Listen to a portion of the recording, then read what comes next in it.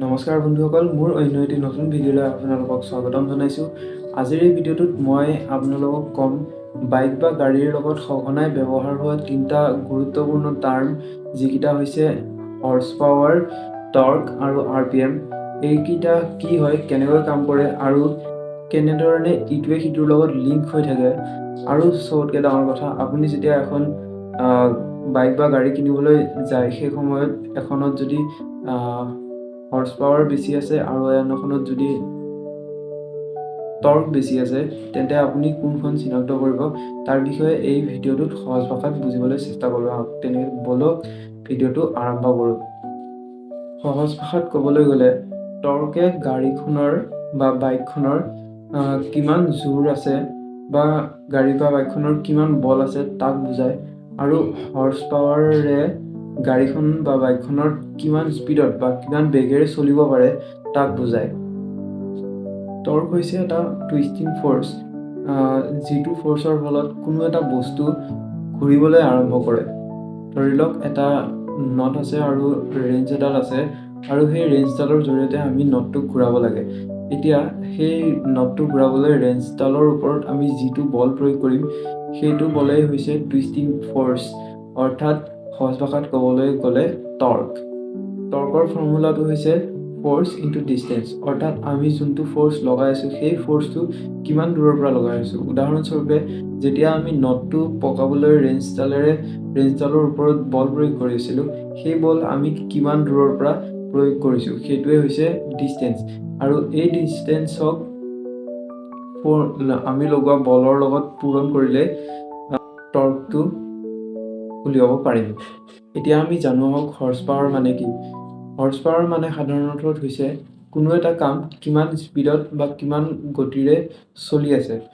উদাহৰণস্বৰূপে ধৰি লওঁ আমি এখন বাইক পইণ্ট এৰ পৰা পইণ্ট বি লৈ গৈ আছে, অৰ্থাৎ কামটো চলি আছে, আৰু সেই কামটো যদি বাইকখনে লাহে লাহে কৰি আছে, তেনেহ'লে বাইকখনক কম হৰ্চ পাৱাৰৰ বা কম পাৱাৰৰ প্ৰয়োজন হ'ব।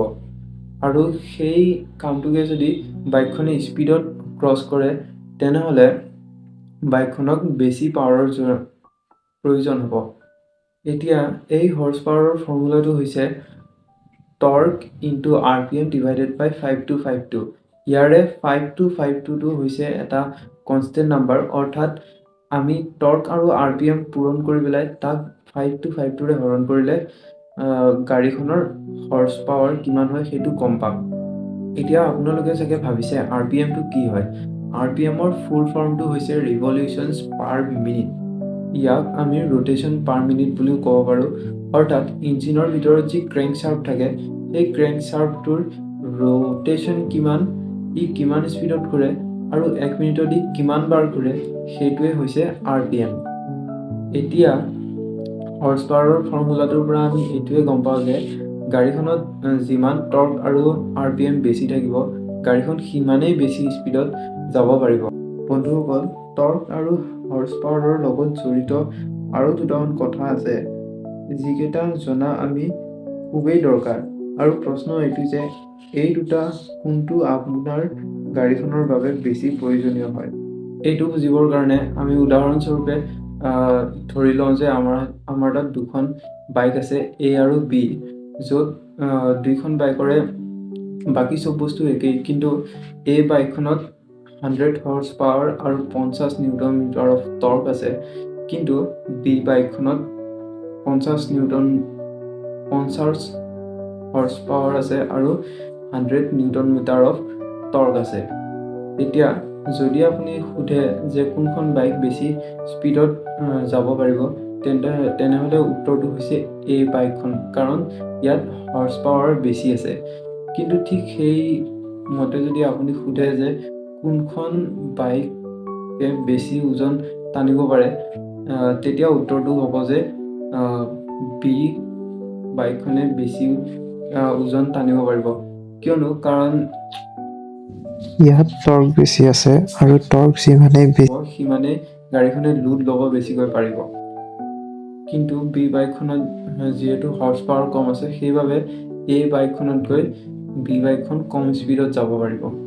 যদি আপোনাক বেছি স্পীডত যাবলৈ বাইক লাগে তেনেহ'লে আপুনি হৰ্চ পাৱাৰ বেছি থকা বাইক ল'ব লাগিব। আৰু যদি আপুনি বেছি লোড উঠাব পৰা বা লোড টানিব পৰা বাইকৰ বিষয়ে ভাবি আছে তেনেহ'লে আপুনি বাইকৰ টৰ্কটো বেছি দূৰ চাব লাগিব।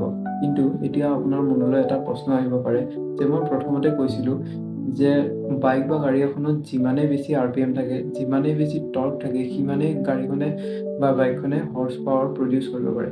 কিন্তু আচলতে কথাটো এনেকুৱা নহয়। ইয়াৰ আগৰ উদাহৰণটোতে আমি দেখিবলৈ পাইছোঁ যে এই বাইকখনৰ 100 হৰ্চ পাৱাৰ আছিল আৰু 50 নিউটন মিটাৰ অফ টৰ্ক আছিল। কিন্তু বি বাইকখনত 50 হৰ্চ পাৱাৰ আৰু 100 নিউটন মিটাৰ অফ টৰ্ক আছিল। তো বন্ধুসকল, কথাটো এনেকুৱা যে গাড়ীখনৰ বা বাইকখনৰ ইঞ্জিনটোৱে যোনটো পাৱাৰ প্ৰডিউচ কৰে সেই পাৱাৰটো ডাইৰেক্টলি চকালৈ নাহে। ইয়াৰ ভিতৰত বহুত কিছুমান লিংকেজ থাকে আৰু ইঞ্জিনটোৱে যিখিনি পাৱাৰ প্ৰডিউচ কৰে সেইটো সেই লিংকেজখিনিৰ ভিতৰৰ পাৰ হৈ পেলাইহে চকালৈ আহে। এতিয়া কথাটো এনেকুৱা হয়, যিবোৰ বাইক বা গাড়ীত স্পীডৰ প্ৰয়োজন হয় কোম্পানীবোৰে এক্সট্ৰা গিয়াৰ এড কৰে, যাৰ ফলত গাড়ী বা বাইকখনে তাৰ একদম টপ স্পীডটো পাবলৈ সক্ষম হয়। বন্ধুসকল, আশা কৰোঁ আজিৰ ভিডিঅ'টোত আপুনি টৰ্ক, RPM আৰু হৰ্চ পাৱাৰৰ বিষয়ে জানিবলৈ পাৰিছে।